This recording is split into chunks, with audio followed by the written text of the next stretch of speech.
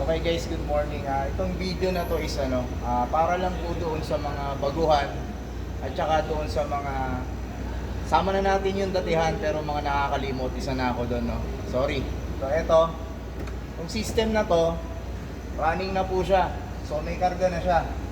Kung mapapansin natin itong pressure natin, ayan, na-close po siya.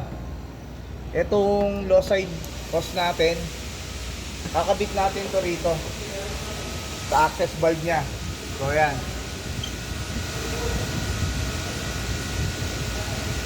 Ayan, kung mapapansin nyo sir, meron siyang 25 PSI.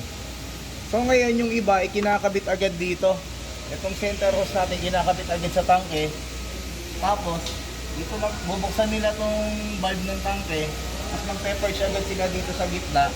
Saka sila nagkakarga. Ang nagiging problema kasi, kailangan nating i-reverse purging to. Bakit? Yung ikinabit natin to, may hangin po ito, may hangin, may moisture. So para matanggal natin itong hangin dito sa low side hose na to, pasingawin natin sa low side na gauge manifold natin na valve.